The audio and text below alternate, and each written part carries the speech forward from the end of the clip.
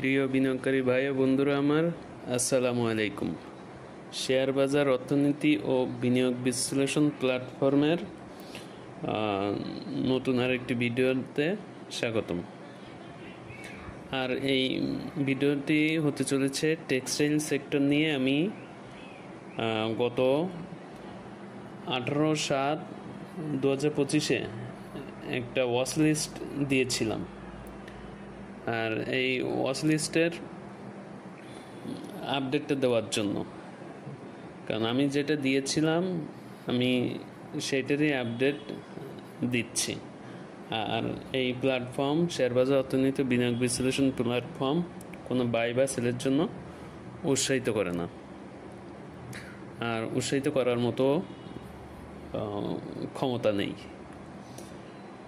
চলুন কথা না বাড়িয়ে আমরা সরাসরি মূল পর্বে চলে যাই। আর টেক্সটাইল সেক্টর থেকে গত ভিডিওতে যে ওয়াচ লিস্ট দিয়েছিলাম তার অন্যতম ছিল হচ্ছে মালেক স্পিনিং, ফেক ডিল এবং স্কোয়ার নিট। প্রথমে আমরা চলে যাব মালেক স্পিনিংয়ে। শেয়ারটি আপনারা গতকালকে প্রাইস ছিল 23 টাকা 50 পয়সা, আর আজকে ক্লোজ হয়েছে 23 টাকা 90 পয়সা। হাই হয়েছিল 24 টাকা 20 পয়সা। গতকালকের থেকে আজকে যেটা চেঞ্জ হয়েছে সেটা শতকরার হিসাবে 1.7।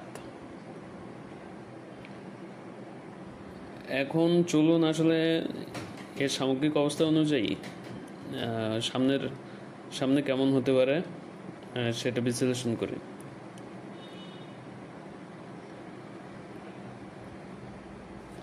শেয়ারটি গতকালকে যে লেনদেন হয়েছিল তার থেকে আজকে বেশি লেনদেন হয়েছে। সামান্য পরিমাণ হইলে লেনদেন বেশি হয়েছে, এটা নিঃসন্দেহে এটা ইতিবাচক দিক। আর এটি আসলে বেশ কয়েক কার্যদিবস হায়ার লো তৈরি করেছে, আর এটি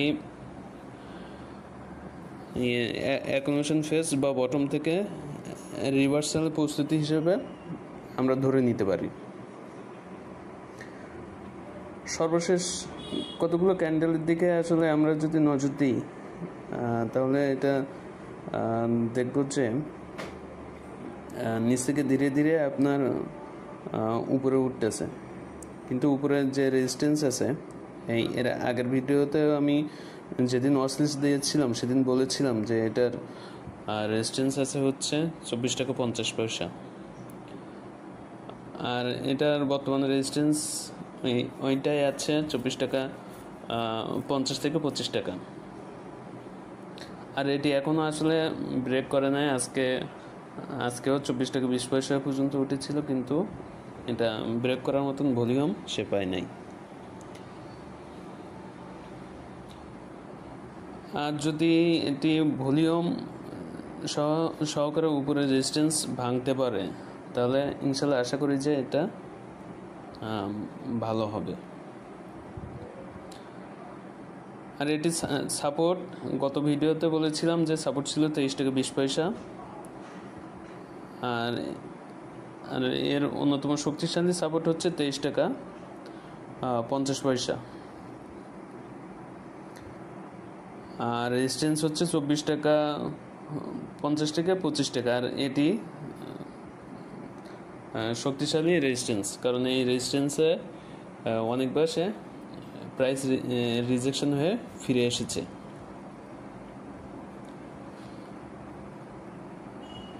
এখন যদি শেয়ারটি ভলিউম সহ 25 টাকা বা 24 টাকা 50 পয়সা ভাঙতে পারে তাহলে শেয়ারটি সামনে ভালো হবে আশা করি। আর এটা এখন বর্তমানে আসলে যে অবস্থায় আছে সেটা সাইডওয়েজেই আছে।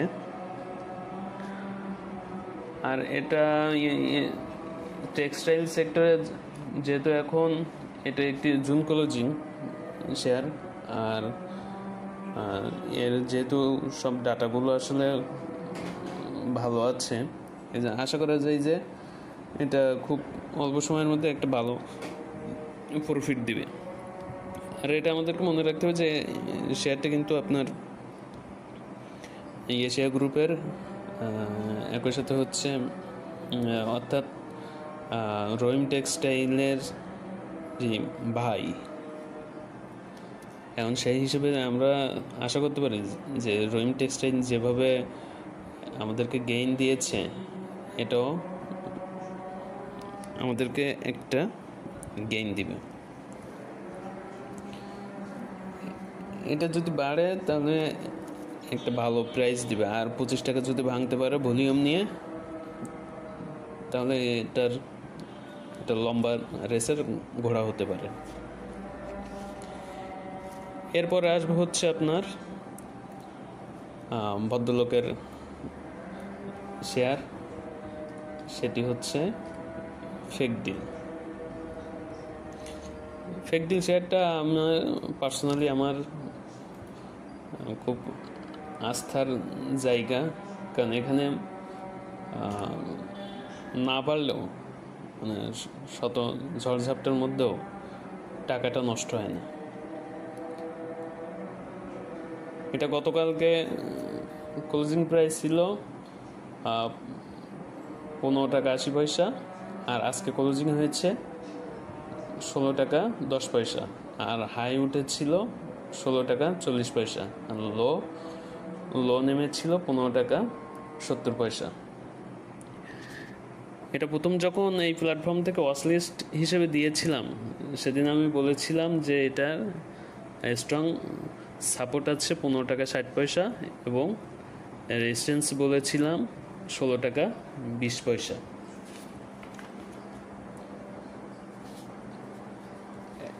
এখন গতকালকের ক্লোজিং এবং আজকের ক্লোজিং হিসেবে শতকরা হিসেবে এটা আজকে 1.9% পজিটিভ ছিল।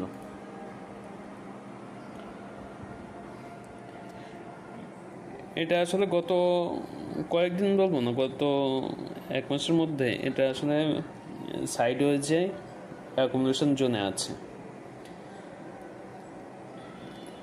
আজকে যে ক্যান্ডেলটা হয়েছে এটা তার উচ্চ ভলিউম সহ যে ক্যান্ডেলটা হয়েছে, সেটা আসলে তার যে এটা ছিল রেজিস্ট্যান্স লেভেল ছিল, সেটা ভাঙতে সক্ষম হয়েছিল, কিন্তু আবার দিন শেষে তার সেই রেজিস্ট্যান্সের নিচে এসে ক্লোজ করেছে, অর্থাৎ 16 টাকা 10 পয়সায় ক্লোজ করেছে। আর যেহেতু শেয়ারটি গত কার্য দিবস থেকে অনেক বেশি ভলিউম নিয়ে তার রেজিস্ট্যান্সটা ভেঙেছিল, এখন আশা করা যায় যে এটা তার কন্টিনিউ থাকবে, এই ধারাটা তার আগামী কয়েকদিন অব্যাহত থাকবে। আর টেক্সটাইল সেক্টর যেহেতু জুন ক্লোজিং, এটা সামনে ডিভিডেন্ড আসবে, আর কোম্পানিটি যেহেতু ডিভিডেন্ড ভালো দেয়, গত বছরও ভালো দিয়েছিল, 14% ক্যাশ ডিভিডেন্ড দিয়েছিল, এটা আশা করা যায় যে ভালো হবে। আর এটি আসলে গত কয়েক কার্যদিবস সাইডওয়েজ অ্যাকুমুলেশন জোনেই ছিল, আর যদি ভাঙতে পারে আগামীকালকে, যদি উচ্চ ভলিউম নিয়ে যদি এর যে রেজিস্ট্যান্স আছে 16 টাকা 20 পয়সা বা 16 টাকা 50 পয়সা যদি ভাঙতে পারে, তাহলে এটা ভালো একটা প্রাইসে যাবে। সেই হিসেবে আমরা যদি এখন এটা সাপোর্ট ধরি, তাহলে সাপোর্ট হিসেবে বলবো আগে পূর্বের মতোই 15 টাকা 60 পয়সা। আর রেজিস্ট্যান্স যদি এখন ধরি, সেটা যেহেতু আজকে তার রেজিস্ট্যান্স ভেঙেছিল 16 টাকা 20 পয়সা ভেঙে 16 টাকা 40 পয়সা উঠেছিল, সেই হিসেবে আমি এটা রেজিস্ট্যান্স এখন 17 টাকা থেকে 17 টাকা 10 পয়সা ধরবো। যদিও বা এই প্রাইস রেঞ্জে একাধিকবার রিজেক্ট হয়ে ফিরে এসেছে, আর যদি এইটা উচ্চ ভলিউম নিয়ে পার করতে পারে তাহলে শর্ট সময়ের মধ্যে এটা 18 টাকা প্লাস দেখতে পাবো ইনশাল্লাহ। এরপরে আসবো আরেকটি আমার খুব ফেভারিট একটা টেক্সটাইল সেক্টরের একটা স্টক, সেটি হচ্ছে স্কয়ারনিট। স্কয়ারনিট গতকালকে ক্লোজ হয়েছিল 21 টাকা 30 পয়সা, আর আজকে ক্লোজ হয়েছে 21 টাকা 60 পয়সা। হাই উঠেছিল 22 টাকা এবং লো ছিল 21 টাকা 50 পয়সা। এটা ভলিউমও বৃদ্ধি পেয়েছে, আর এটা পূর্ববর্তী ভিডিওতে বলেছিলাম যে এটা সাপোর্ট আছে 21 টাকা এবং রেজিস্ট্যান্স আছে 22 টাকা 40 পয়সা বলেছিলাম। আজকের হিসাব অনুযায়ী এটা আসলে এটা মোমেন্টামে এসেছে, প্রাইস মোমেন্টামে এসেছে এবং গত কয়েক ক্যান্ডেল দেখে বলা যায় যে এটি হায়ার লো তৈরি করেছে। আর এটি যে এখন আসলে একটা বুলিশ মোমেন্টামে যাওয়ার ইঙ্গিত দিচ্ছে সেটা তার গত কয়েক কার্যদিবসের শেয়ার প্রাইস এবং ভলিউম দেখে বোঝা যাচ্ছে। কারণ একটা মোমেন্টামে যাওয়ার পূর্বে আসলে যে ইঙ্গিতগুলো থাকে শেয়ারটার ভিতরে সেই ইঙ্গিতটা পরিলক্ষিত হচ্ছে। শেয়ারটা কোনোভাবে কমতেছে না, আর প্রাইসটাও ধরে রেখেছে। আর এটি সাম্প্রতিক আপনার 21 টাকা থেকে 22 টাকা এই রেঞ্জের ভিতরেই ঘুরপাক খাচ্ছে। আর এটি এখন স্কয়ারনিটের কনসলিডেশন জোন, আর এটি যদি আগামীকালকে ভলিউম নিয়ে যদি এই রেঞ্জটা ভাঙতে পারে তাহলে এটা একটা ভালো প্রাইস মুভমেন্টে যাবে। এটা শক্তিশালী সাপোর্ট হতে পারে 21 টাকা, আর হচ্ছে রেজিস্ট্যান্স হতে পারে 22 টাকা 40 পয়সা। আর যদি এই 22 টাকা 40 পয়সা যদি শেয়ারটি ভাঙতে পারে, ভলিউম নিয়ে যদি ভাঙতে পারে তাহলে এটা একটা ভালো প্রাইস দেখব। শর্ট টার্মে এটার আমরা টার্গেট করতে পারি 24 টাকা। ইনশাল্লাহ আশা করি যে শেয়ার তিনটে ভালো হবে। কালকে যেহেতু আমাদের একটা অর্থনৈতিক সন্ধিক্ষণে পৌঁছেছি, কারণ কালকে হচ্ছে শুল্ক নিয়ে মিটিংটা হওয়ার কথা আছে 29 তারিখে, এবং ইনশাল্লাহ আশা করা যায় যে শুল্ক সম্পর্কিত আমরা একটা ইতিবাচক সংবাদ পাব। আর একক দেশ হিসেবে যুক্তরাষ্ট্র আমাদের সবচেয়ে বড় বাজার। হ্যাঁ, হতে পারে অন্যান্য অনেক জায়গা মিলাই কম, কিন্তু একক দেশ হিসেবে সবচেয়ে বড় জায়গা, এটা আমাদেরকে সবসময় মাথায় রাখতে হবে। এই জন্য ইনশাল্লাহ আশা করি যে সামনের দিনগুলোতে টেক্সটাইল সেক্টর ভালো হবে।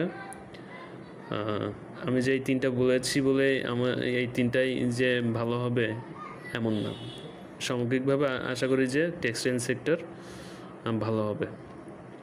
আর এই তিনটে শেয়ার আমি যে ওয়াচলিস্ট হিসেবে দিয়েছি, আবার পুনরায় আপডেট দিয়েছি, এটা বাই করার জন্য ইনসিস্ট করা হচ্ছে না কোনোভাবেই। শেয়ার বাজার অর্থনীতির বিনিয়োগ বিশ্লেষণ শেয়ার বাই সেল করার জন্য প্রভাবিত করে না, অদূর ভবিষ্যতে করবেও না। শেয়ার বাজার অর্থনীতি বিনিয়োগ বিশ্লেষণ প্ল্যাটফর্ম সবার কাছে দোয়া প্রার্থী। যদি কোনো ভুল তথ্য দেওয়া হয়ে থাকে তাহলে ক্ষমাসুন্দর দৃষ্টিতে দেখবেন, এবং যে ভুল তথ্য দেওয়া হবে যদি জানিয়ে দেন তাহলে নিজেকে শুধরিয়ে নিব ইনশাল্লাহ। সবাই ভালো থাকবেন এবং আমার জন্য দোয়া করবেন। আসসালামু আলাইকুম।